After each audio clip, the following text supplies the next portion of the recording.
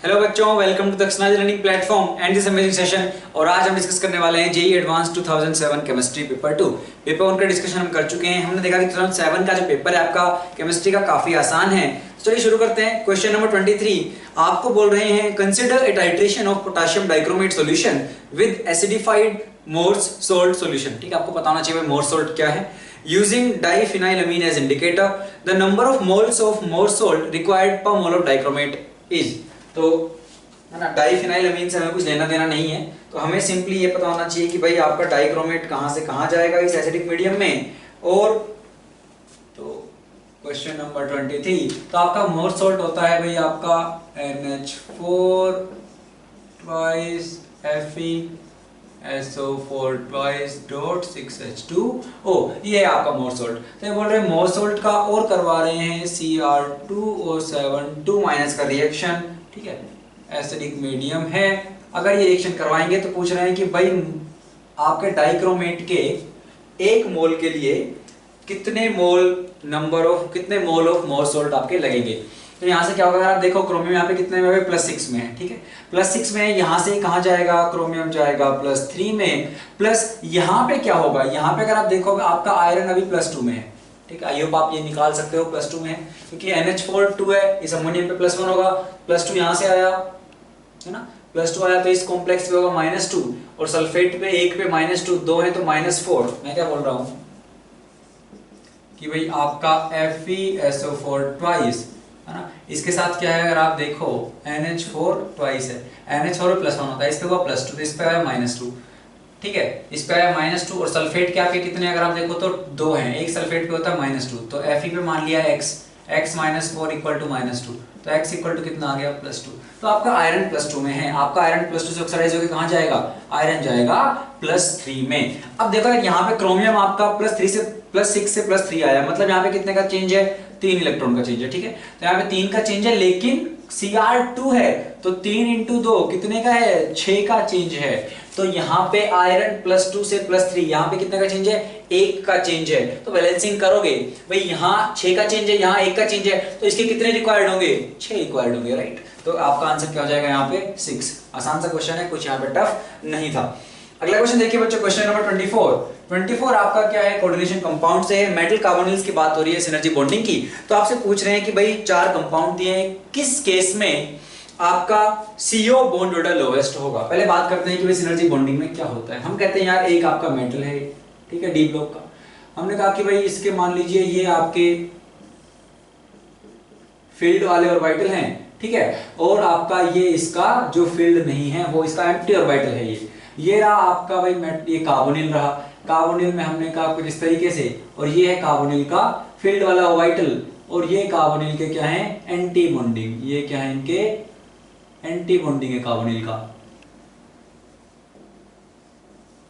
अब synergic bonding में क्या होता है कि कार्बोनिल जो है ये अपने फील्ड से इसके एम्प्टी में इलेक्ट्रॉन्स देगा, और यहां पे एक सिग्मा बॉन्ड बनेगा। मेटल भी अपने फील्ड से इसके पाई एंटी बॉन्डिंग में इलेक्ट्रॉन्स देगा, और यहां पे एक पाई बॉन्ड बनेगा। तो ये इसको इलेक्ट्रॉन दे रहा है, ये इसको इलेक्ट्रॉन देकर पाई बॉन्ड बना रहा है, ये वाला सिग्मा है, वो वाला पाई है। ठीक है, अब यहाँ समझने की बात क्या है कि CO का जो बॉन्ड ऑर्डर है ये कहां पे इलेक्ट्रॉन डाल रहा है, ये डाल रहा है पाई एंटी बॉन्डिंग में। तो जितना ज्यादा ये मेटल इस पाई एंटी बॉन्डिंग में इलेक्ट्रॉन डालेगा, मतलब जितनी आसानी से डाल पाएगा, उतना ही कि ये बॉन्ड क्या होगा, वीक होगा, क्योंकि ये पाई एंटी बॉन्डिंग में डल रहा है। यार आपका बॉन्ड ऑर्डर क्या होता है, बॉन्ड ऑर्डर को हम कहते हैं यार number of electron in bonding orbitals minus number of electrons in antibonding orbitals by 2।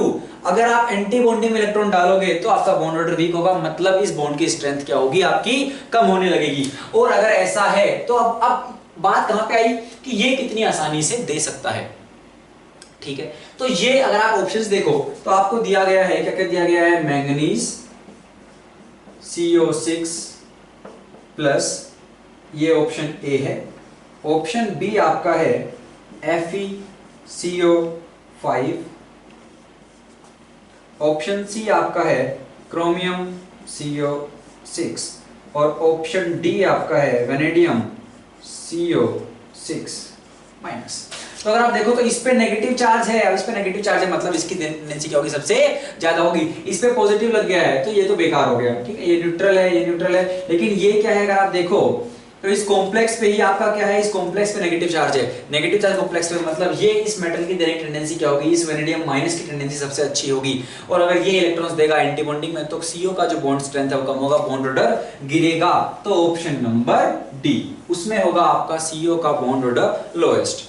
अगला क्वेश्चन देखिए बच्चों, क्वेश्चन नंबर 25 में आपको बोल रहे हैं A solution of metal ion when treated with Ki, तो एक आपके पास मेटल आयन का सॉल्यूशन था, that solution was treated with, तो हमने कहा कि भाई कुछ Mn+ था, this Mn+ was treated with Ki, तो यहाँ से क्या मिला आपको, एक रेड प्रेसिपिटेट मिला। अब यार आपको एक कलर वगैरह याद है, ये रिएक्शंस तो आप कर सकते थे इसको, वरना दिक्कत आएगी। तो red precipitate and that red precipitate dissolves in Ki, तो अगर हम एक्सेस ऑफ Ki लें तो ये इसमें डिसॉल्व कर जाता है, तो ये क्या कर गया, तो पहले पीपीटी बनी, लेकिन अगर एक्सेस में Ki लोगे तो वो डिसॉल्व कर जाएगा और एक कलरलेस सॉल्यूशन बनाएगा। और क्या बना रहा है, कलरलेस सॉल्यूशन।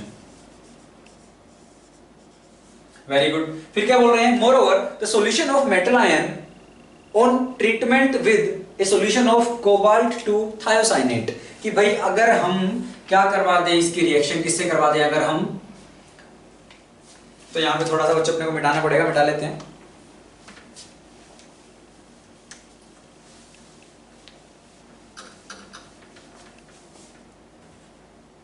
और अगर हम इसकी रिएक्शन किससे करवाते हैं, अगर आप रिएक्शन करवा रहे हो किससे, कोबाल्ट थायोसाइनेट 2, ठीक है, कोबाल्ट +2 में है तो COHCN ट्वाइस, इससे अगर आप रिएक्शन करवाओगे तो आपको मिल रहा है यहां पे deep blue crystalline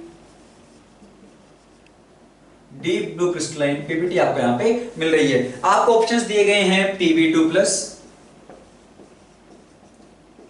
B option में आपको दिया गया है Hg2+, सी ऑप्शन में आपको दिया गया है कॉपर 2+, और डी ऑप्शन आपको दिया गया है बच्चों कोबाल्ट 2+। तो यार ये तो स्ट्रेट फॉरवर्ड क्वेश्चन है, तो इसका आंसर क्या आएगा आपका, Hg2+ आएगा। तो यहाँ पे आपका नेस्लर्स रिएजेंट बनता है Hg2+ की आप रिएक्शन कराओगे Ki से, तो जो प्रेसिपिटेट, जिस प्रेसिपिटेट की बात कर रहा है वो है आपका HgI2। HgI2 रेड प्रेसिपिटेट है, Ki एक्सेस में डालोगे तो ये बन जाएगा K2HgI4, और इसी को बोलते हैं नेस्लर्स रिएजेंट।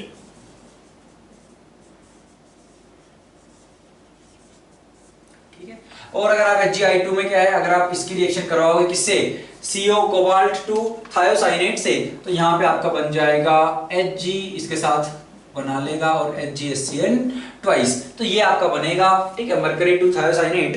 तो और जो जिसका कलर क्या है, डीप ब्लू क्रिस्टलाइन प्रेसिपिटेट आपकी बनेगी। और ऑप्शन नंबर यहाँ पे कौन सा करेक्ट होगा बच्चों, ऑप्शन नंबर बी आपका यहाँ पे करेक्ट होगा। अगर हम आगे चलें और देखें क्वेश्चन नंबर 26 में आपसे पूछा गया है साइक्लोहेक्सीन ऑन ओजोनोलिसिस, तो साइक्लोहेक्सीन का पहले ओजोनोलिसिस करवा रहे हैं by reaction with zinc dust and water. तो मतलब ओजोनोलिसिस कैसा है, रिडक्टिव ओजोनोलिसिस आपका है। फिर बोल रहे हैं तो एक कंपाउंड ई बना, तो cyclohexene on reaction with zinc H2 ozonolysis followed by zinc and H2O is forming a compound E. That compound E on further treatment with aqueous KOH yields a compound F. हमें बताना है F क्या है। तो बच्चों ये आसान question है। तो साइक्लोहेक्सीन आपके पास था, आपने पहले क्या किया, इसका ओजोनोलिसिस करवाया, रिडक्टिव आपको बोला गया है। रिडक्टिव मतलब आपका ये बॉन्ड टूटेगा और आपका यहाँ पे क्या मिलेगा, CHO मिलेगा,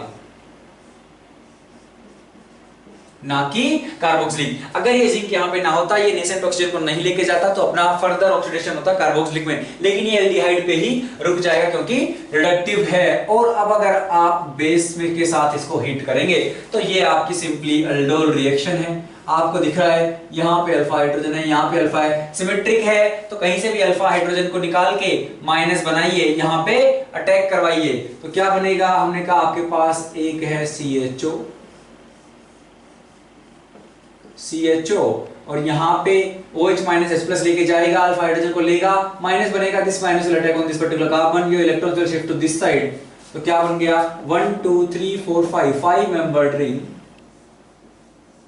ठीक है, अब जिसने अटैक किया उस पे एक CHO ग्रुप है, मान लेते हैं इसने अटैक किया, जिस पे अटैक किया तो उसके साथ क्या है, जिस पे अटैक किया उस पे O- आएगा, इस सॉल्यूशन से H+ ले लेगा और आपका OH बन जाएगा। हीट कर रहे हो तो यहां से OH, यहां से H, वाटर निकलेगा, डबल बॉन्ड यहां पे आ जाएगा। तो देखिए एक 5 मेंबर जहां पे एक डबल बॉन्ड उसके अंदर और आपका एल्डिहाइडिक ग्रुप बाहर लगा हुआ हो, हमने कहा ये, और एक कंजुगेशन में होगा। भाई अब OH यहां था तो H प्लस आपका यहां से क्यों नहीं निकला? क्योंकि यहां पे जब डबल बॉन्ड आया आपका तो ये डबल बॉन्ड इस कार्बोनिल के साथ कंजुगेशन में होगा and this will result into a more stable product. That's why we have formed the double bond over here and not over here. तो अगर आप देखो तो ऑप्शन नंबर क्या आ जाएगा बच्चों आपका? ऑप्शन नंबर ए। चलिए आसान था, ज्यादा कुछ टफ यहां पे नहीं था। Moving forward to question number 27. 27 में देखिए क्या बोल रहे हैं आपसे, the number of stereoisomers obtained by bromination of trans 2 butene। तो trans 2 butene है, हमने कहा भाई तो ये डबल बॉन्ड ये आपका trans 2 butene है और इसकी रिएक्शन करवा रहे हैं किससे? इसका ब्रोमिनेशन करवा रहे हैं। तो अपने को पता है यार ये जो ब्रोमिनेशन है ना, ये R2CCl4 ले लीजिए, ये जो ब्रोमिनेशन है क्या होगा भाई? ये आपका एंटी एडिशन होता है, ठीक है। एक दोनों ही ब्रोमीन एक साइड में नहीं लगेंगे, अलग अलग साइड में लगेंगे। तो यहाँ पे पहले क्या होगा? यहाँ पे पहले ऐसे समझिए, तो जो आपका Br और Br है ये इस पे अटैक करेगा, Br हटेगा तो यहाँ पे आपका कुछ इस तरह का Br और इस तरह से आपका बन जाएगा, ठीक है। फिर आपका जो Br माइनस है वो अटैक करेगा और आपके ये इलेक्ट्रॉन्स इधर शिफ्ट होंगे।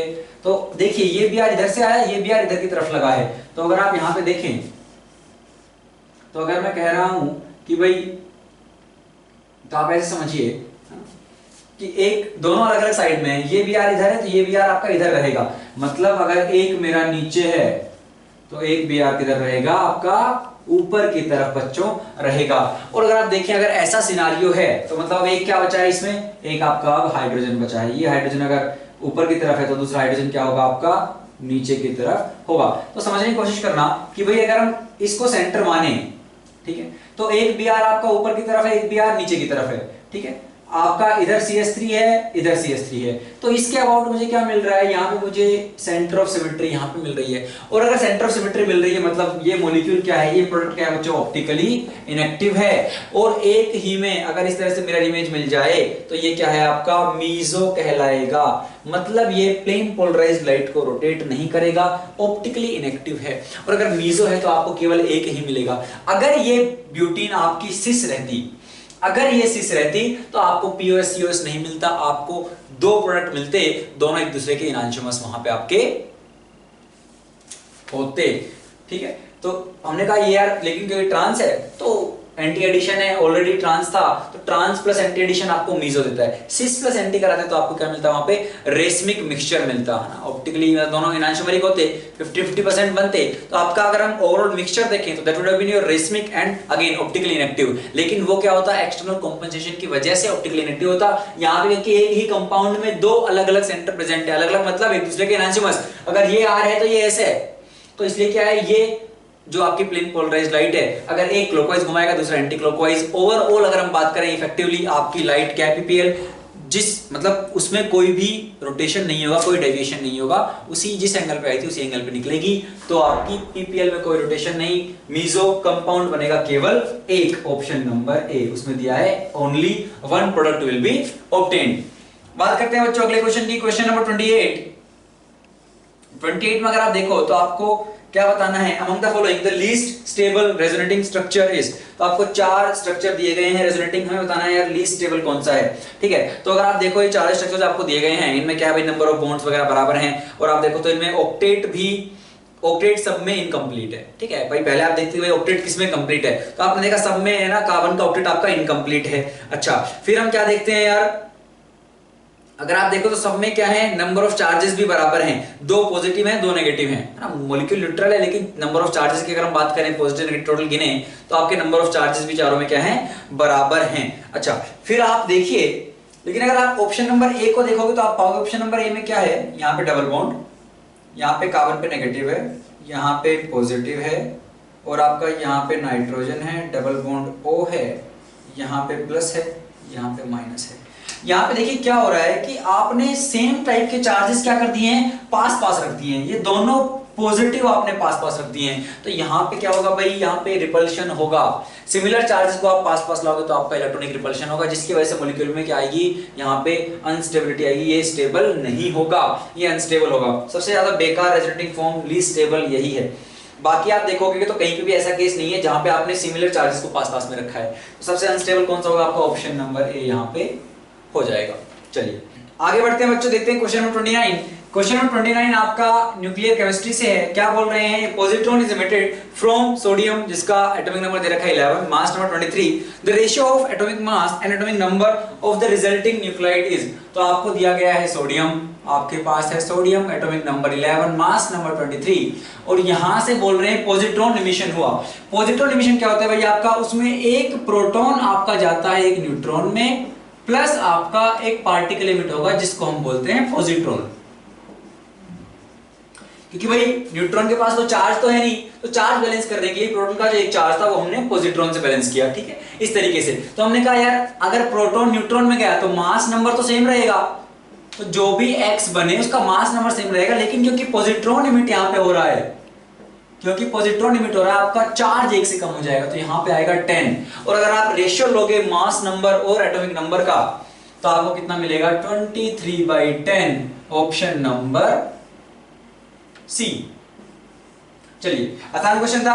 अगला क्वेश्चन देखिए बच्चों, क्वेश्चन नंबर 30 में आपसे पूछा गया है फॉर द प्रोसेस, तो एक प्रोसेस दी गई है आपको जिसमें H2O लिक्विड कहां पे है आपका 1 bar pressure and 373 kelvin, and this is going to H2O gaseous. लेकिन अगर आप प्रेशर टेम्परेचर देखें, your pressure is 1 bar and your temperature is 373 kelvin, ठीक है। क्या पूछ रहे हैं, the correct set of thermodynamic parameters is, हमें कमेंट करना है डेल्टा जी पे और हमें कमेंट करना है डेल्टा एस पे, तो एंट्रोपी और गिब्स फ्री एनर्जी पे वी हैव टू कमेंट।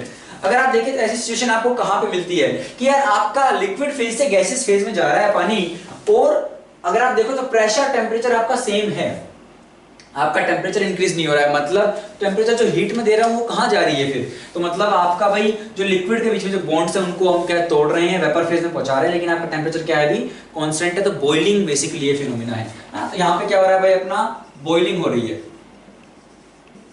अब अगर बॉइलिंग हो रही है, लेकिन एक बात है कि यार लिक्विड से मेरे मॉलिक्यूल जा तो रहे हैं गैसेस फेज में, और अगर ऐसा हो रहा है तो रेंडमनेस तो बढ़ रही है, क्योंकि लिक्विड में भाई आपके पास अगर देखो तो वहां पे फोर्स ऑफ अट्रैक्शन क्या कह सकते हो ज्यादा है, गैसेस में क्या रेंडमनेस ज्यादा है, मॉलिक्यूल दौड़ सकते हैं, भाग सकते हैं एज कंपेयर टू लिक्विड, तो गैसेस में रेंडमनेस बढ़ रही है, तो delta S should be greater than 0, ठीक है। और क्योंकि ये प्रोसेस इक्विलिब्रियम में है, तो इक्विलिब्रियम पे तो अपनी डेल्टा गिब्स फ्री एनर्जी क्या होती है बच्चों, इक्वल टू 0 होती है, तो यहाँ पे delta G would be equal to 0 and delta S should be greater than 0, तो delta S positive, delta G 0, option number ए।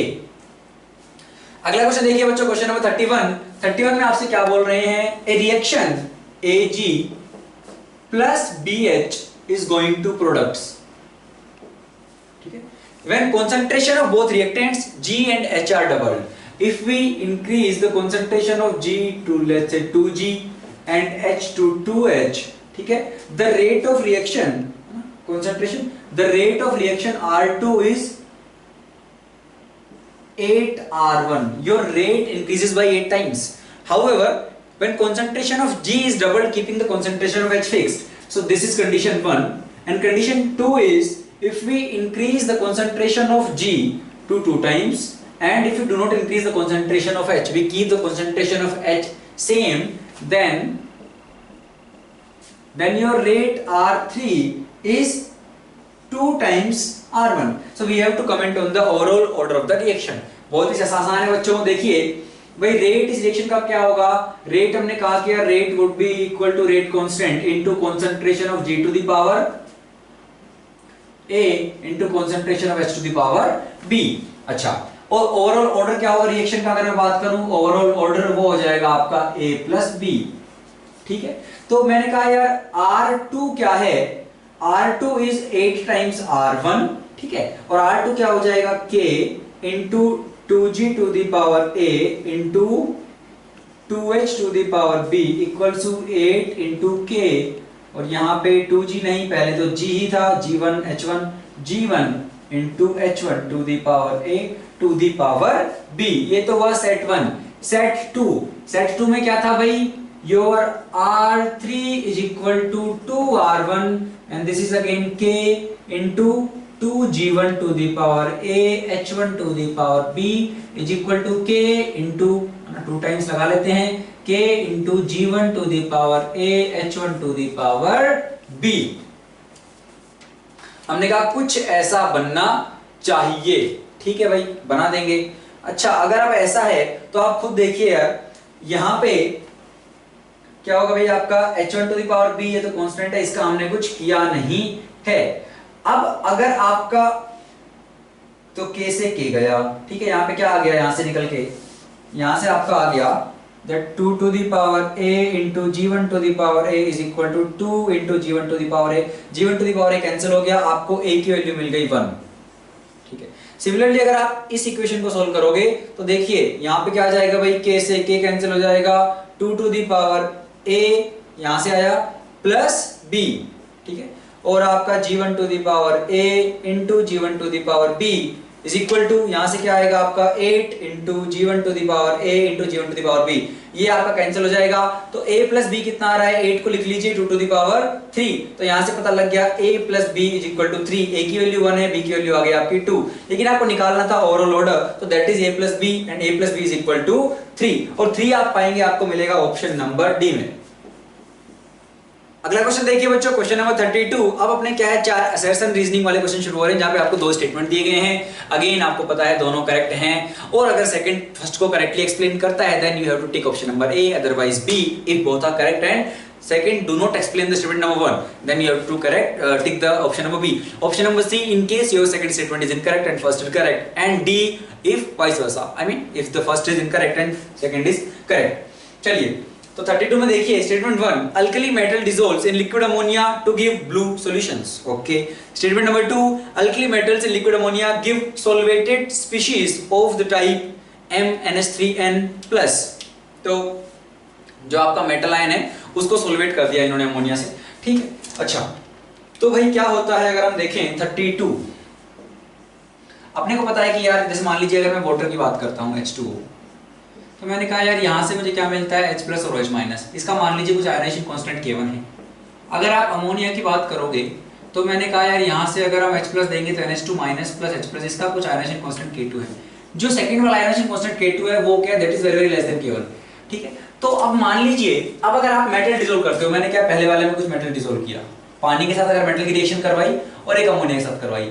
जब मैंने पानी के साथ करवाई तो यहाँ पे क्योंकि कांस्टेंट क्या है, आयनाइजेशन थोड़ा ठीक ठाक है एज कंपेयर टू K2, ठीक है, तो आपको H प्लस का कंसंट्रेशन ठीक ठाक मिल जाता है, कोई बहुत अच्छा नहीं है, लेकिन if you compare these two then this is negligible as compare to this H plus.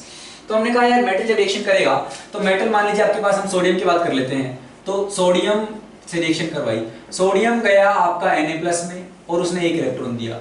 ये एक इलेक्ट्रॉन, क्योंकि इन इलेक्ट्रॉन्स को H+ मिल गए तो H+ will grab the electrons and your hydrogen gas will be liberated.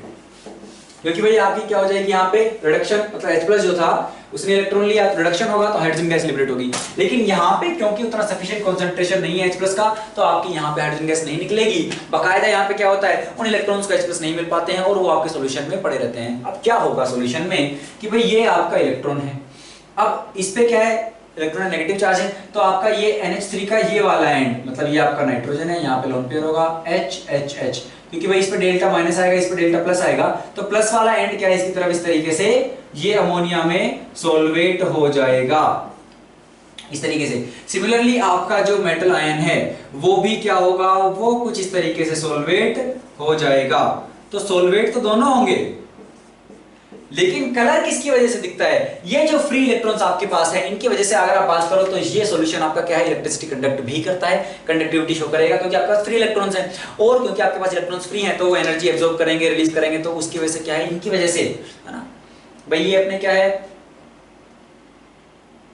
Free electrons हैं, हमने कहा सोल्वेटेड है, तो अगर आपके फ्री हैं तो एनर्जी एब्जॉर्ब करेंगे, रिलीज करेंगे, उस चक्कर में क्या है आपको कलर भी देखने को मिलता है। और स्टार्टिंग में अगर हम बात करें तो इसका कलर क्या होता है, आपको ब्लू सॉल्यूशन यहाँ पे मिलता है। तो बात सही है कि ब्लू सॉल्यूशन मिलता है, but the reason for blue solution is not the solution of your metal cation, but the reason is that your free electrons are available, and when those electrons are absorbing and releasing energy, when they are releasing energy, और अगर वो आपकी क्या है, और वो आपकी visible range में आ रही है, तो आपको वहाँ पे क्या है, ब्लू सॉल्यूशन देखने को मिल रहा है।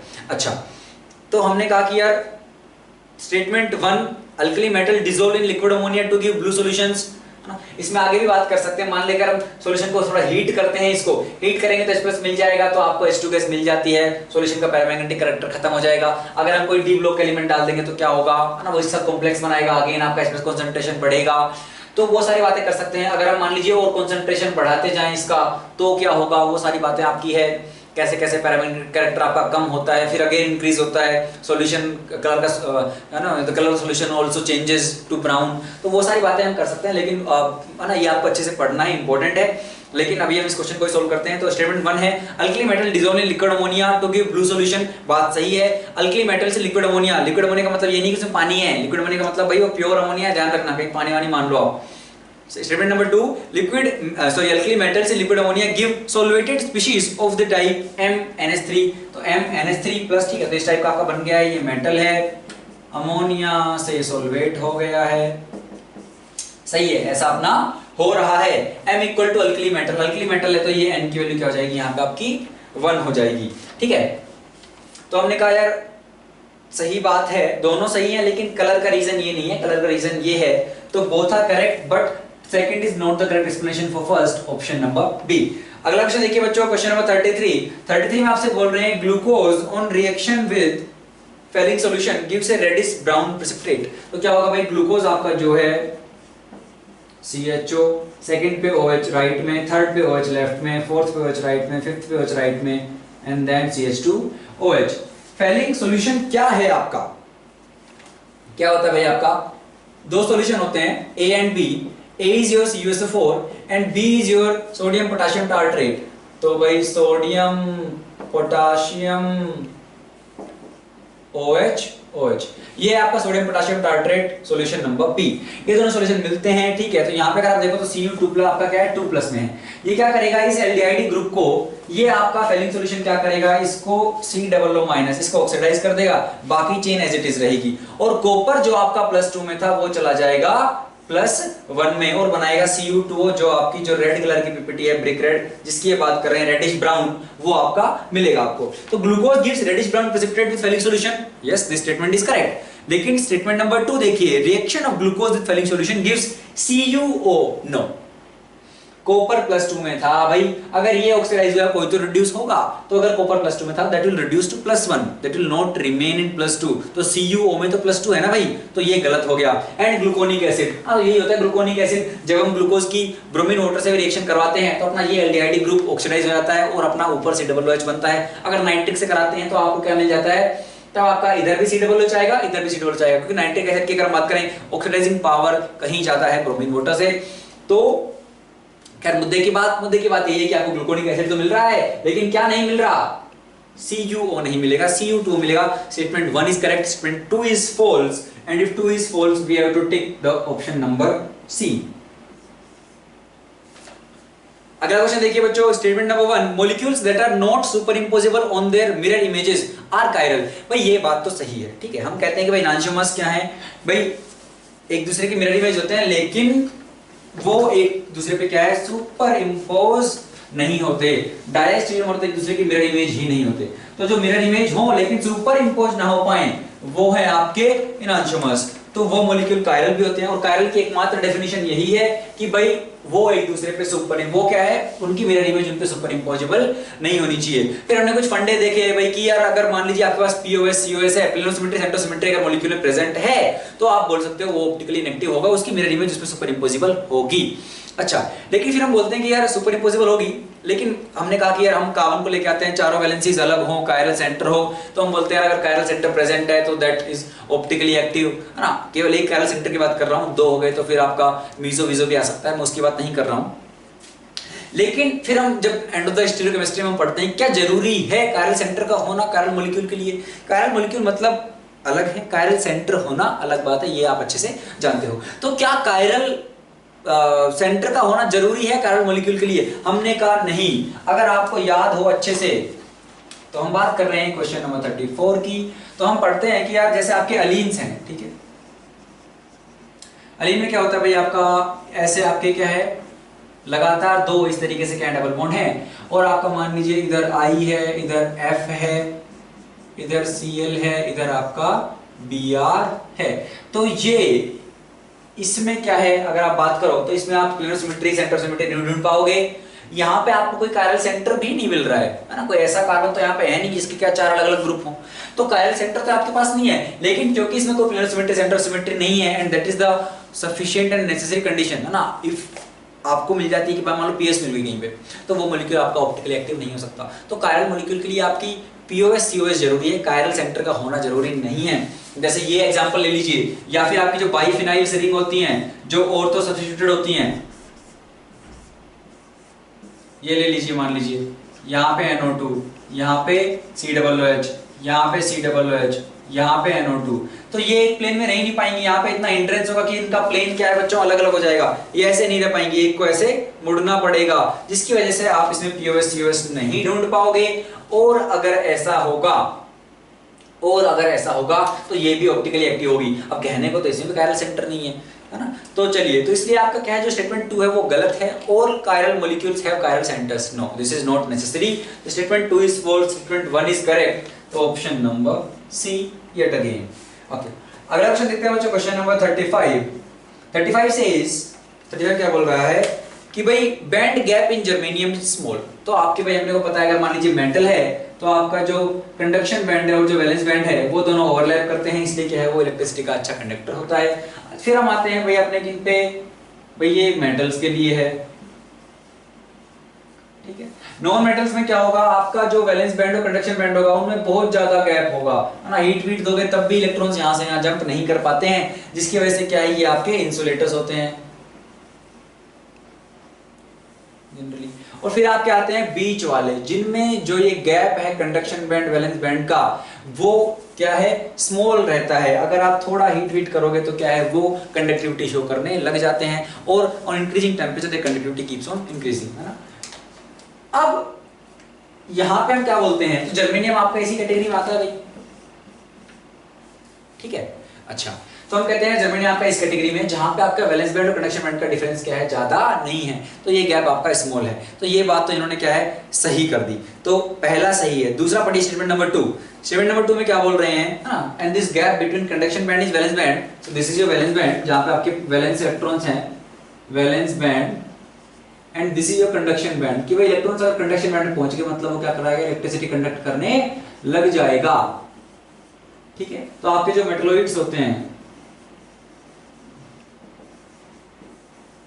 ठीक है, जो आपके मेटल्स, आपके इंसुलेटर और जो कंडक्टर है, उनके बीच वाले जो हैं आपके सेमी कंडक्टर्स बेसिकली, ठीक है।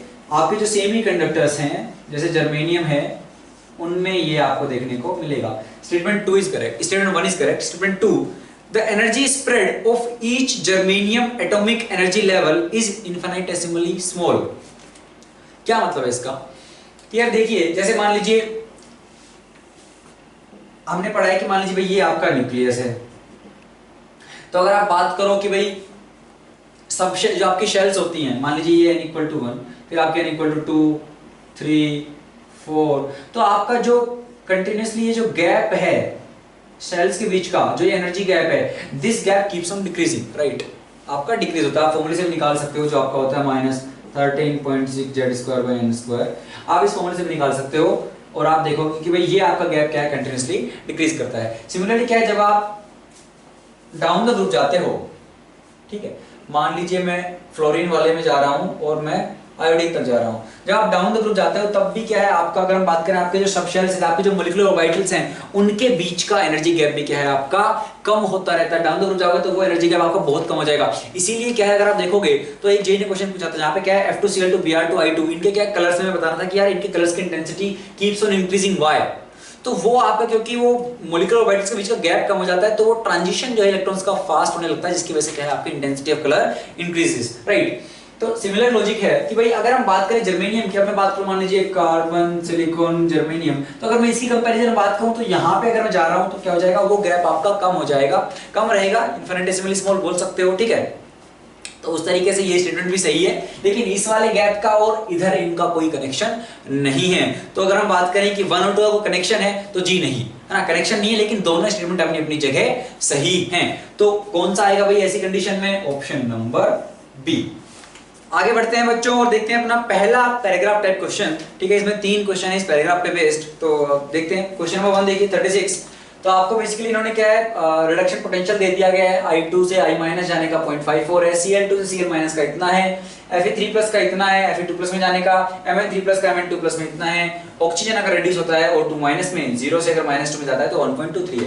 और अपने को बताना है पहला क्वेश्चन देखिए कि Cl is oxidised by O2। क्या क्लोरीन ऑक्सीजन को ऑक्सीडाइज, क्या क्लोरीन को Cl is oxidized, तो Cl minus is oxidized by O2। क्या ऑक्सीजन इसको ऑक्सीडाइज कर सकता है? तो अगर आप देखो Cl माइनस से अगर Cl2 बना तो भाई Cl2 से Cl माइनस का कितना है 1.36। तो इसका उल्टा जो है कि Cl माइनस Cl2 बने वो कितना होगा -1.36 प्लस अगर O2 से O माइनस बनता है कि भाई ये ऑक्सीडाइज हो ये रिड्यूस हो, O2 रिड्यूस होगा तो कितना है 1.23। ओवरऑल E नोट क्या आ रहा है, नेगेटिव आ रहा है। नेगेटिव आ रहा है मतलब दिस इज नॉट फिजिबल।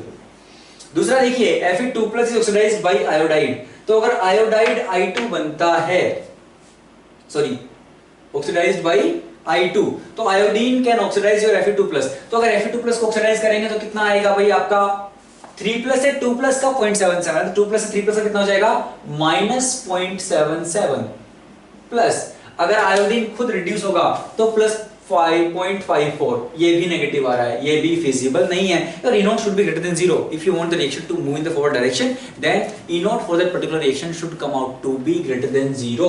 तो हमने कहा अगला देखिए Cl2 क्या आयोडीन को कर सकता है, Cl2 अगर Cl माइनस में गया तो 1.36 और अगर आयोडीन I2 में गया तो -0.54। उसका उल्टा भाई I2 से I माइनस का इतना है तो I माइनस का I2 में कितना हो जाएगा, जस्ट उल्टा। तो ये पॉजिटिव आ रहा है, हमने कहा अगर ये पॉजिटिव आ रहा है this means this particular reaction is feasible, तो ये होगा Mn2 plus is oxidised bye Cl2।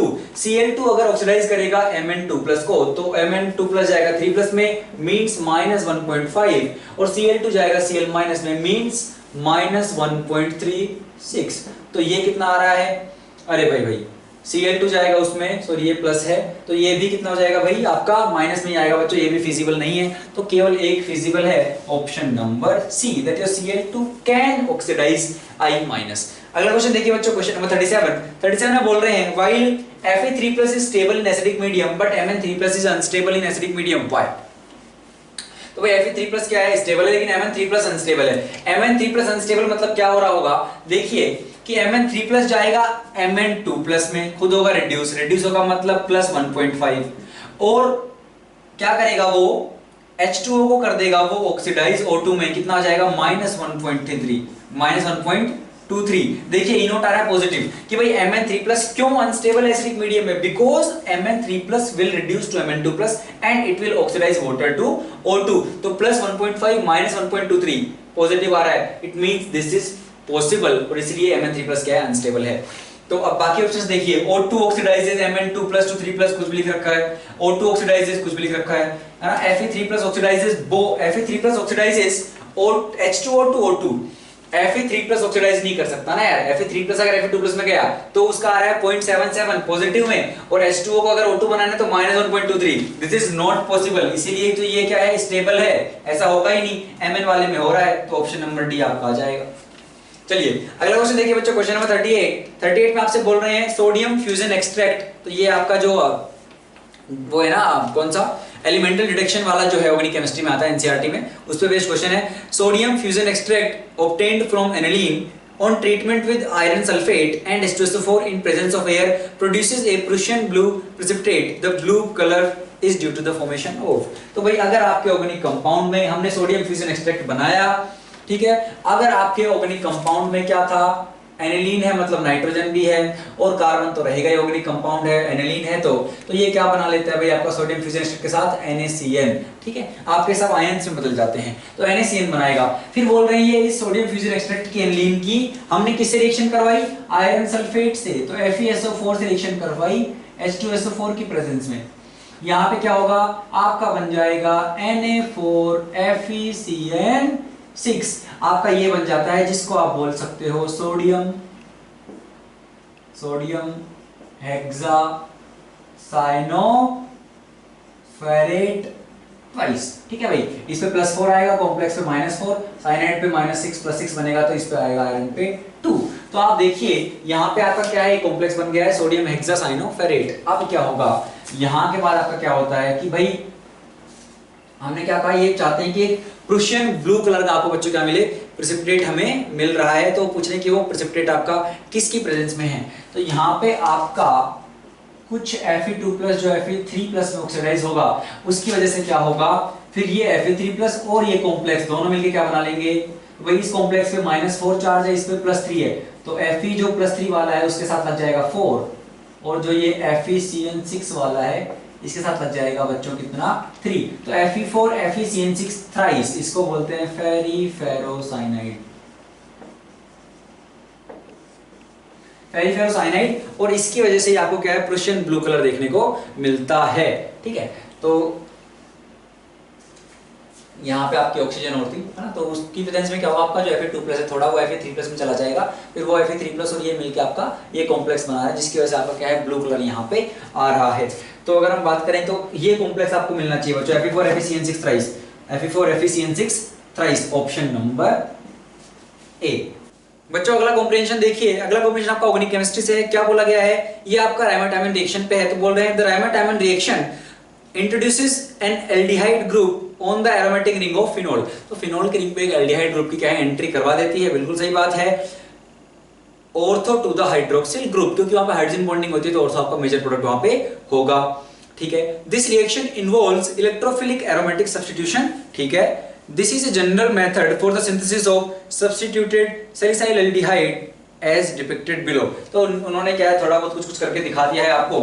तो ये है आपका 30, कौन सा क्वेश्चन है बच्चों, ये आपका 39 से 41 के लिए है। तो इन्होंने क्या करके दिखाया है आपको, इन्होंने आपको लिए एक फिनोल बना दिया है। फिनोल की रिएक्शन ना इन्होंने बताया नहीं है किससे करवाई है, कुछ यहाँ पे इन्होंने किससे करवाई है, यहाँ पे आपको कुछ हमने रिएजेंट यहाँ पे डाला मान लीजिए, और क्या बन गया है, इन्होंने जो आपको बना के दिया है, इन्होंने बनाया है O- Na+, ये फिनोक्साइड, और यहाँ पे CHO की एंट्री करवा दी है।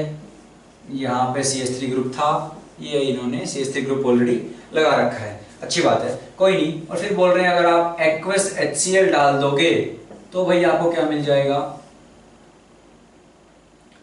ये OH CHO CH3। ठीक है, तो ये माइनस बेसिकली H+ एक्सेप्ट कर लेगा और OH बन जाएगा वापस। ठीक है, तो ये है आपका सैलिसाइल एल्डिहाइड। क्या होता है भाई आपका, अगर हम ये CH3 ग्रुप हटाते तो जो बचेगा वो आपका सैलिसाइल एल्डिहाइड है। तो क्या होता है भाई आपको, तो यहाँ पे तो अपने को पूरी रिएक्शन ही देखनी पड़ेगी। तो आपका राइमोटाइमन रिएक्शन क्या होता है भाई, इसमें आपने लिया फिनोल, इन्होंने जो लिया है वही ले लेते हैं। तो आपने लिया फिनोल, ये इसके पैरा पे क्या है आपका मिथाइल ग्रुप भी है। ठीक है, अच्छा क्या लेते हैं, अगर आपको रिएजेंट्स याद हो, ये तो याद ही होने चाहिए, तो आपका क्या लेंगे हम, NaOH + CHCl3। तो ये आपका लेते हैं हम क्लोरोफॉर्म विद सोडियम हाइड्रोक्साइड, मान लो आपने लिया। तो क्या होगा, सबसे पहले ये आपका OH- इस H+ को लेके जाएगा और आपका क्या बनेगा, यहाँ पे CCl3 बन जाएगा, ये इस तरीके से। फिर ये CCl3 क्या करेगा, Cl- यहाँ से निकल जाता है और आपका यहाँ पे क्या बन जाएगा, CCl2, और Cl- गया तो वेकेंट ऑर्बिटल आएगा और एक माइनस चार्ज तो वहां पे था। तो ये डाइक्लोरोकार्बीन जो बना है, डाइक्लोरोकार्बीन, इसके पास एम्प्टी ऑर्बिटल है, तो ये आपके एक इलेक्ट्रोफाइल की तरह बिहेव करेगा और यही करेगा रिंग पे इलेक्ट्रोफिलिक एरोमेटिक सब्स्टिट्यूशन। तो क्या होगा भाई आपका, ये जो फिनोल वाली रिंग है, ठीक है, ये आपके इस CCl2 पे, ये वेकेंट ऑर्बिटल है, ये भरा हुआ, ये आपका यहां से अटैक कर देगा भाई। NaOH है तो आप मान के चलिए भाई, ये एसिड बेस रिएक्शन होके ये OH का H तो चला जाएगा, फिनोक्साइड बनेगा, और ये यहां आएगा तो ये आपका अटैक कर देगा। ठीक है, ऑक्सीजन ने अटैक क्यों नहीं किया, क्योंकि कार्बन ज्यादा न्यूक्लियोफाइल होगा as compare to oxygen, oxygen ज्यादा इलेक्ट्रोनेगेटिव है, तो ये इधर आएगा रेजोनेंस करके और आपका ये कार्बन अटैक मारेगा। ठीक है, अब क्या होगा, यहां से आपका क्या बना देखिए, तो डबल बॉन्ड O था बच्चों यहाँ पे, और इसने अटैक मारा, तो इसने अटैक मारा तो इस पे 2 Cl आगे, माइनस चार्ज इस पे था। तो यहाँ पे जो हाइड्रोजन आपके पास है, ये H+ आपका यहाँ से निकल के इस CCl2 वाले के पास चला जाएगा और आपका यहाँ पे क्या बन जाता है,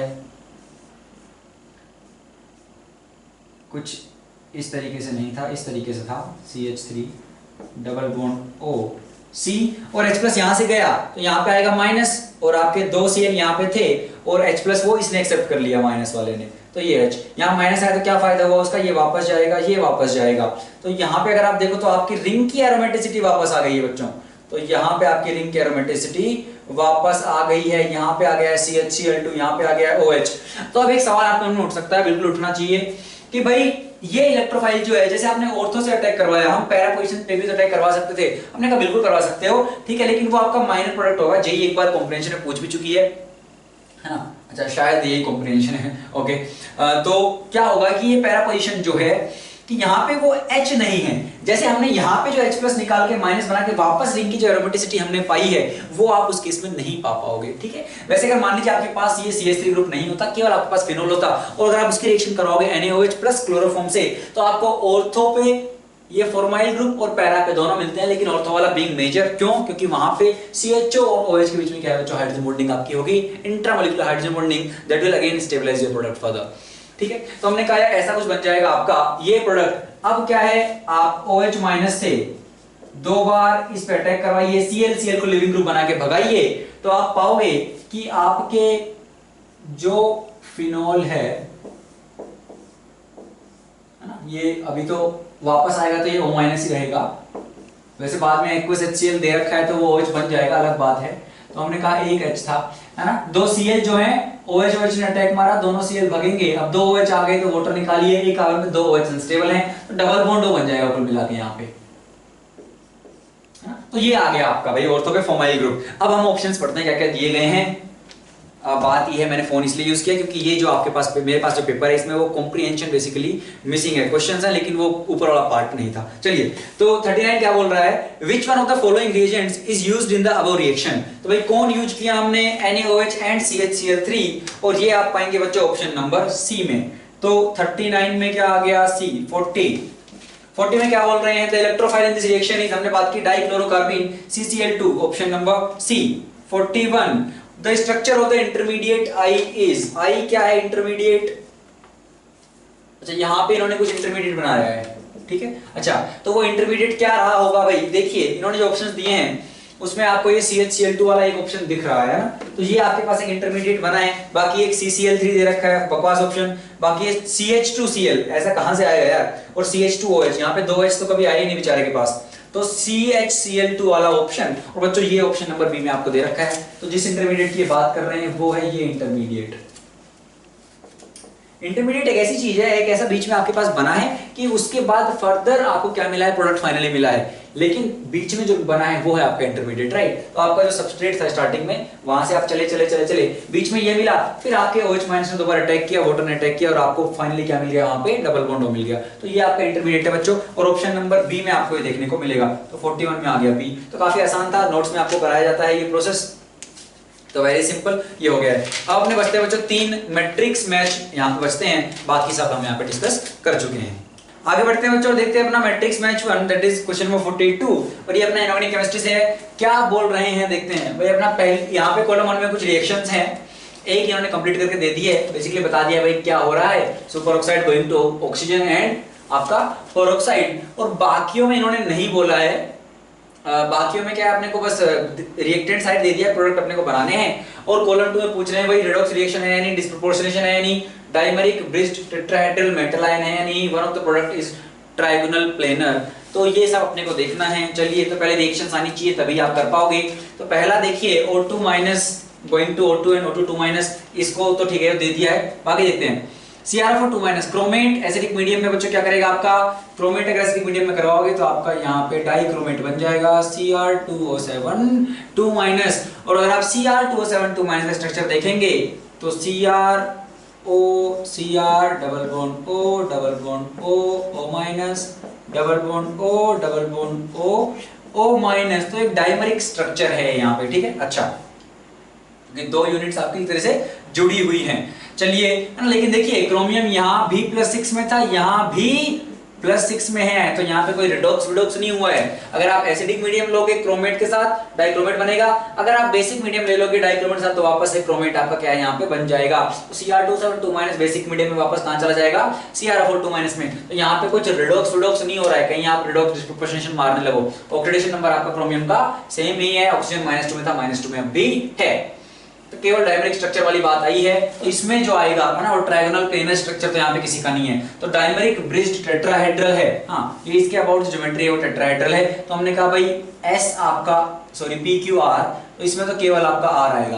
पहले वाले में क्या हो रहा है अगर आप देखें तो ऑक्सीजन जो है देखिए O2- है, ठीक है, और वहां से क्या है वो 0 में भी चला गया है और वो -2 में भी चला गया है। मतलब अगर हम एक ऑक्सीजन पे बात करें तो यहाँ पे -1 चार्ज है, यहाँ पे कितना था आपका -0.5 था, तो वहां से 0 में गया है और आपका वो नेगेटिव में गया है, तो ऊपर गया है नीचे गया है, मतलब डिस्प्रोपोर्शनेट हुआ है। तो ऑप्शन नंबर है S, और डिस्प्रोपोर्शनेशन रिएक्शन आपकी रिडॉक्स तो होती है तो P भी आएगा। हाँ, इनकी ज्योमेट्री और ये सब तो बकवास ऑप्शन है ऑक्सीजन के लिए बात करें तो। अच्छा, अगला देखते हैं। अगर आप देखो तो आपको MnO4- और आपका NO2- नाइट्राइट एंड H+, तो भाई मैंगनीज यहाँ पे +7 में है, एसिडिक मीडियम है, नाइट्रोजन यहाँ पे आपका +3 में है। तो भाई ये मैंगनीज जो आपका +7 में है वो रिड्यूस होकर जाएगा +2 में, और जो आपका NO2- है वो ऑक्सीडाइज हो जाएगा NO3- में। नाइट्रोजन की यहाँ पे +5 है, और NO3- का अगर आप स्ट्रक्चर भी देखोगे तो N डबल बॉन्ड O-O-+। तो इसके अबाउट अगर आप देखो तो ये क्या है आपका ट्रायगोनल प्लेनर है। तो ट्रायगोनल प्लेनर है, रिडॉक्स हुआ है, डिस्प्रोपोर्शनेशन नहीं हुआ है, तो आपका P आएगा, रिडॉक्स हुआ है, Q आएगा, one of the product has trigonal planar structure, ठीक है। तो PQ आएगा इसमें, R आएगा इसमें, और P और S आएगा उसमें। एक लास्ट बचता है बच्चों, इसमें नाइट्रेट है, H2SO4 है, Fe2+ है। अगर आपको याद आ रहा हो तो ये अपना क्या है, ब्राउन रिंग टेस्ट है। क्या होता है भाई इसमें, सबसे पहले आपका NO3- और H2SO4 ये रिएक्शन करेंगे, एसिड बेस रिएक्शन होगी, HNO3 + HSO4- आपका बन जाएगा। HNO3 जो बना है ये एक ऑक्सीडाइजिंग एजेंट की तरह बिहेव करेगा, तो आपका अब क्या होगा HNO3 + Fe2+ और आपका H2SO4 ये रिएक्शन करके आपका Fe2+ जाएगा Fe3+ में, जो आपका यहाँ पे HNO3 है वो बनाएगा नाइट्रिक ऑक्साइड NO, इसका हो गया रिडक्शन, और आयरन का हो जाएगा ऑक्सीडेशन। चलिए, तो ये मिल गया आपको बच्चों। अब क्या होगा, इतना आ गया। अब आपका जो ये Fe2+ है और आपका जो ये NO है और आपका H2O है, ये मिलके बनाते हैं अपना FeH2O5NO। यहाँ पे अगर अपन बात करें तो एक बात और हो जाती है क्या, कि आपका NO जो था नाइट्रिक एसिड वो एक इलेक्ट्रॉन लूज करता है और जाता है NO+ में, और ये एक इलेक्ट्रॉन जो है अपना Fe2+ एक्सेप्ट करता है और वो चला जाता है Fe+1 में। इसलिए आप देखते हो कि यहाँ पे इसकी जो मैग्नेटिक मोमेंट आती है इस वाले कॉम्प्लेक्स की, है ना, और आपका H2SO4 था तो ये दिस SO4, ठीक है। आपका इस तरीके से क्या है यहाँ पे बच्चों हो जाएगा, SO4 है तो इस पे 2- इस पे आएगा 2+, NO+1 में है तो आयरन पे आएगा +1 चार्ज। इसलिए अपन ये भी बोलते हैं कि यार आयरन का देखिए जनरल इलेक्ट्रॉनिक कॉन्फ़िगरेशन होता है 3d6 4s2 +1, क्या मतलब 3d6 4s1, ठीक है। और यहाँ पे पेयरिंग, और NO जो है वो क्या करता है आपका जो ये S वाला है इसको अंदर भेज देता है, तो आपका 1 2 3 4 5 ये आपका 6 और ये S वाला अंदर आया 7, तो ये 3 अनपेड इलेक्ट्रॉन्स जो है इनकी वजह से मैग्नेटिक मोमेंट आपकी 2.87 बोर मैग्नेटन भी आती है, ठीक है। लेकिन मुद्दे की बात करते हैं। मुद्दे की बात ये है कि यार यहाँ पे मेरा अगर देखो आप तो ये जो रिडॉक्स तो हुआ ही है ना यार, HNO3 जो यहाँ पे नाइट्रोजन +5 में था वो चला गया है +2 में गया है, फिर Fe2+ Fe3+ में गया है, तो रिडक्शन ऑक्सीडेशन तो हो ही रहा है ना। यहाँ पे कोई डिस्प्रोपोर्शनेशन नहीं हुआ है, लेकिन रिडॉक्स तो ये है ना। लेकिन यहाँ पे किसी की भी ज्योमेट्री आपकी ट्रायगोनल प्लेनर नहीं है, कोई यहाँ पे डायमरिक स्ट्रक्चर नहीं है, तो एक ही ऑप्शन आएगा, option number P।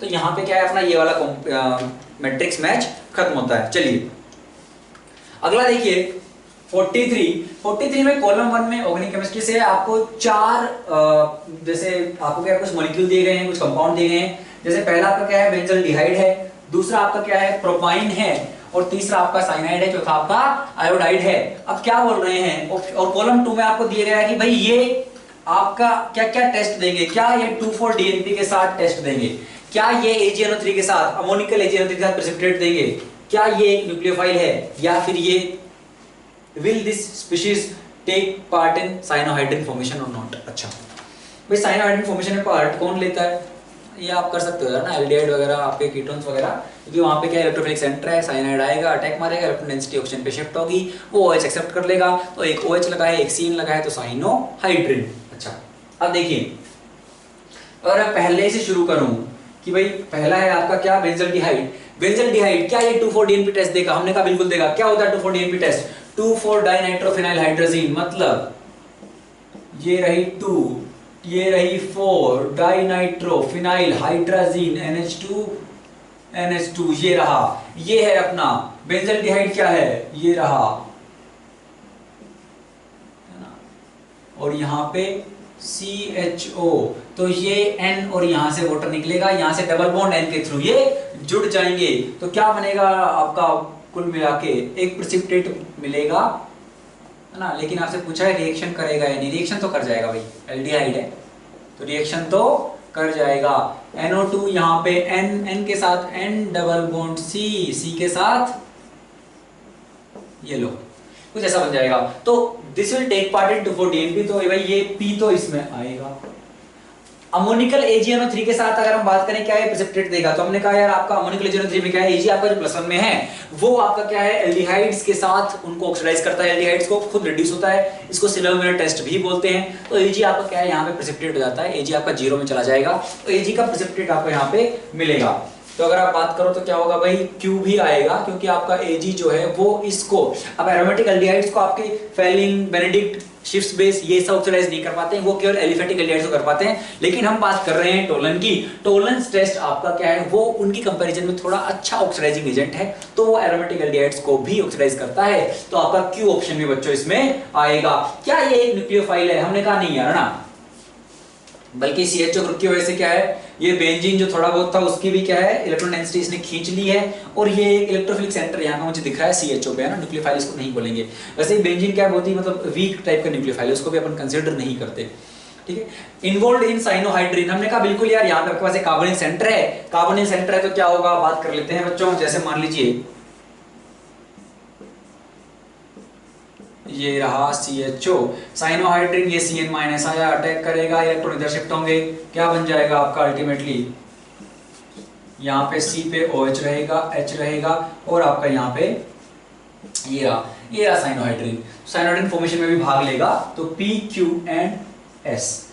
Option number 2 आपका प्रोपाइन है, आपको दिख रहा है इलेक्ट्रॉन डेंसिटी है, पाई इलेक्ट्रॉन डेंसिटी, लेकिन ताजुब की बात है कि जेई ने इसको न्यूक्लियोफाइल नहीं माना, कि बहुत ही वीक है यार। अगर मान लो आप किसी बेस के थ्रू ये टर्मिनल हाइड्रोजन हटा देते हो, इसको माइनस बना देते हो, चार्ज्ड कर देते हो, चार्ज स्पीशीज, तब हम बोल सकते हैं यार कि हाँ माइनस आ गया है, अब ये अच्छा न्यूक्लियोफाइल है। लेकिन जब तक आप ऐसा नहीं करोगे तब तक आप इसको एक न्यूक्लियोफाइल की कैटेगरी में, मतलब बहुत अच्छा नहीं, बहुत वीक है यार, इस वजह से क्या है, जेई ने ये आंसर नहीं दिया है, तो इसको आप न्यूक्लियोफाइल में कंसीडर नहीं करना है आपको।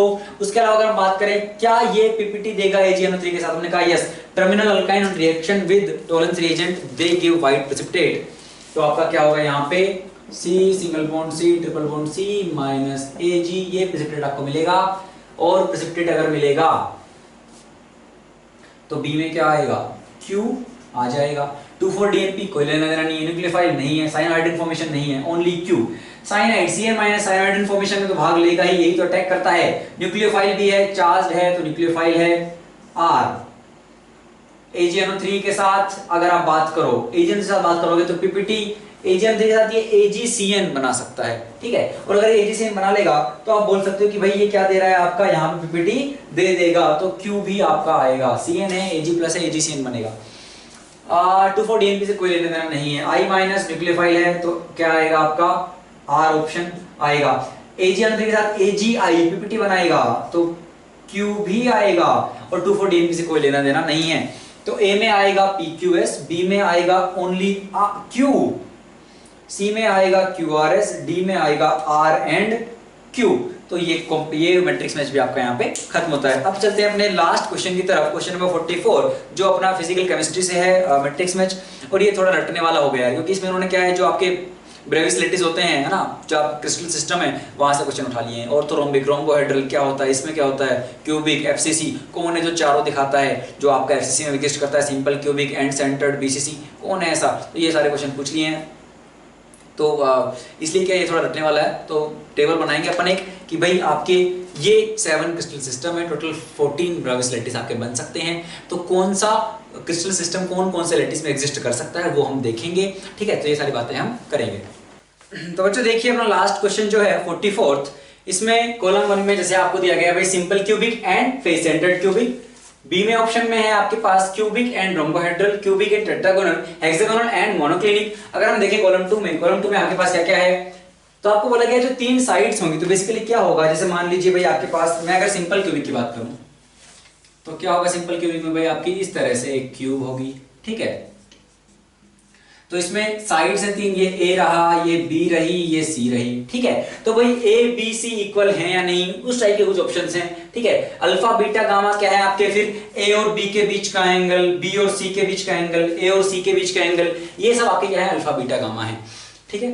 और फिर क्या बोल रहे हैं, जैसे क्यू ऑप्शन में है आर 2 क्रिस्टल सिस्टम। तो इस मैंने बना दिया भाई आपके जो 7 क्रिस्टल सिस्टम्स हैं कौन कौन से हैं आपके, cubic, tetragonal, orthorhombic, monoclinic, hexagonal, rhombohedral and triclinic. कैसे रटना है भाई, मैंने अपने टाइम पे ऐसे रटा था, कोई ट्रिक नहीं है, बस सबका फर्स्ट लेटर उठा लिया, सी टॉम बन गया था यहाँ पे, सी टॉम, और फिर HRT, कुछ ऋतिक टाइप का ना, सी टॉम HRT उस टाइप से। अब यहाँ पे क्या है, अगर आप देखो तो ये तो आपके क्या है क्यूबिक सिस्टम्स हैं, क्रिस्टल सिस्टम्स।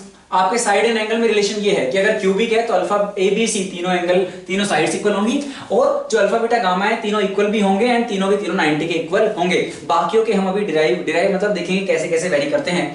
और आपके ब्रेविस लैटिस की अगर हम बात करें, जैसे क्यूबिक है तो क्यूबिक क्या है, क्यूबिक में सिंपल क्यूबिक भी हो सकता है, बॉडी सेंटर्ड क्यूबिक भी हो सकता है। सिंपल क्यूबिक मतलब आपके जो कॉर्नर्स हैं उन पे बस आपके 8 इस तरह से एटम होंगे, सबका पार्टिसिपेशन 1/8, टोटल इफेक्टिव एटम कितना होगा, एक ही होगा।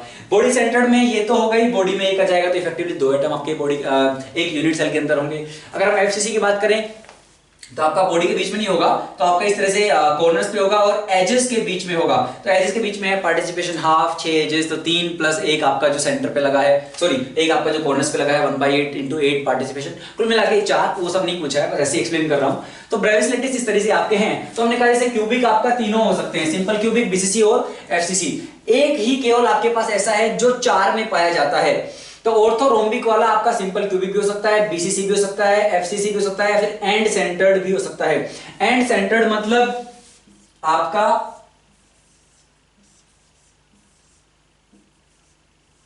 ठीक है, ये आपके भाई इन कॉर्नर्स पे तो हैं ही,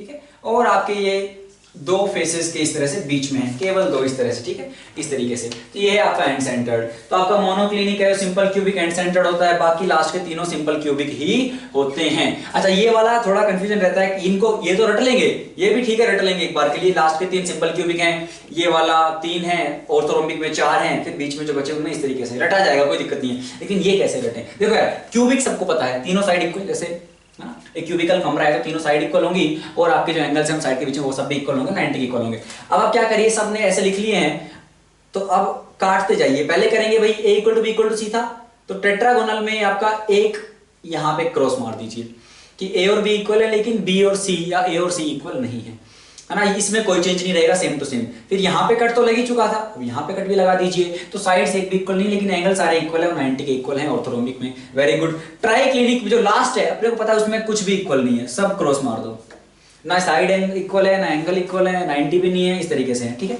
तो हम कहां तक पहुंचे थे, पहले में सब कुछ इस तरह से बढ़िया है, फिर एक कट लगा साइड में, फिर साइड में 2 कट लग गए। मोनोक्लिनिक में साइड में 2 कट तो लगे ही हुए थे ऑलरेडी, यहां तक पहुंचे जब हम। अब एंगल में बस थोड़ा सा याद रखना है कि अल्फा और गामा जो है वो आपके 90 हैं, और आपका बीटा जो है वो 90 नहीं है, ठीक है, ये आपको याद रखना है। अब अगर आप हेक्सागोनल की बात करोगे तो हेक्सागोनल आपको पता है हेक्सागोनल कैसा होता है, ये है आपका हेक्सागोनल, कि भाई पहले बना लेते हैं फिर इसी में से इसको निकाल लेंगे हेक्सागोनल को।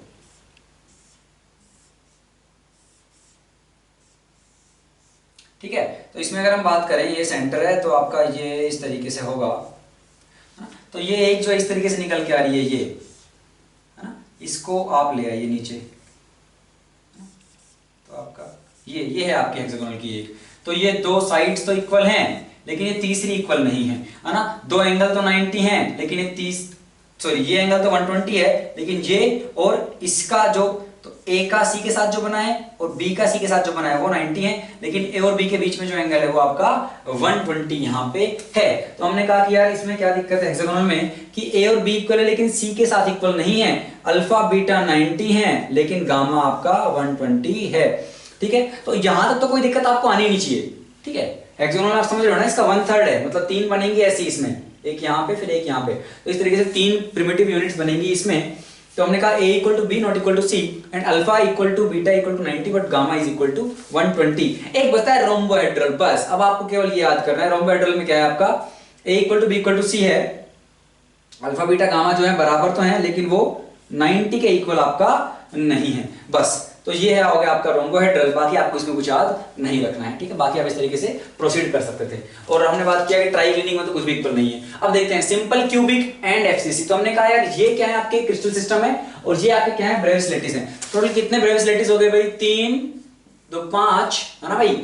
ये 3 किसके हैं सिंपल क्यूबिक के, ये 2 किसके हैं टेट्रागोनल के, 3 2 5 4 9 9 11 12 13 14, टोटल 14 ब्रेविस लैटिस अपने पास हैं, टोटल 7 क्रिस्टल सिस्टम अपने पास हैं। तो अब चलिए अपन देख लेते हैं कैसे इसको सोल्व करना है। तो अगर हम बात करें ए की, simple cubic and face centred cubic, क्या क्या सही होगा। तो देखिए simple cubic and face centred आपका इस मान लीजिए क्यूबिक में ही आ रहा है, simple cubic and face centred. तो अगर ये क्यूबिक में ले लूं तो a equal to B equal to C भी हो जाएगा, alpha equals beta equals gamma भी हो जाएगा, तो ऑप्शन नंबर बी हो जाएगा।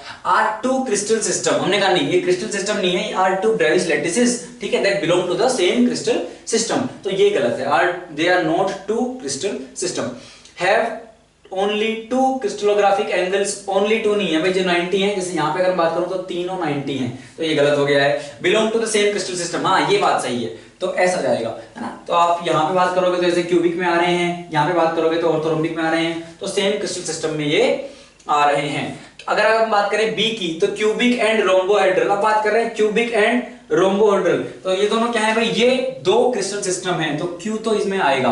Have a equal to b equal to c, cubic and rhombohedral, a equal to b equal to c, सही बात है, अल्फा बीटा गामा इक्वल है, अल्फा बीटा गामा इक्वल है, अल्फा बीटा गामा इक्वल है, लेकिन 90 नहीं है, इक्वल तो है ना यार, 90 से मतलब नहीं है, तो p have only 2 crystallographic angles equals 90, तो हमने कहा नहीं यार ये गलत हो गया, क्योंकि रोम्बोहेड्रल में 90 एक भी नहीं है। अच्छा, और आप बात कीजिए option number 4, belong to the same crystal system, गलत है ना, ये अलग अलग क्रिस्टल सिस्टम है। क्यूबिक एंड टेट्रागोनल, ये रहा क्यूबिक, ये रहा tetragonal, are 2 different crystal system, option number Q, है ना। Have only 2 crystallographic angles of 90, तो हमने कहा ये भी गलत हो गया।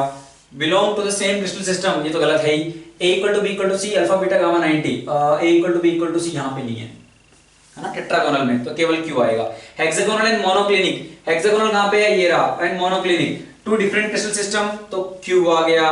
Belong to the same crystal system, बकवास ऑप्शन हो गया। Are have 2 crystallographic angle equal to 90, hexagonal and monoclinic, ये दोनों, तो हाँ इसमें अल्फा गामा 90 है, इसमें अल्फा बीटा 90, हमने कहा ये ऑप्शन सही हो गया इसके लिए, तो आर। और एक बचा a equal to b equal to c, तो a equal to b equal to c, hexagonal में तो नहीं होता ना यार, a भी इक्वल लेकिन c इक्वल नहीं होता, तो q और r ही आएगा। तो ऑप्शंस अगर आप देखो तो लास्ट वाले में q r, उससे पहले वाले में केवल q, उससे पहले वाले में p एंड q, और पहले वाले सबसे पहले वाले में p एंड s।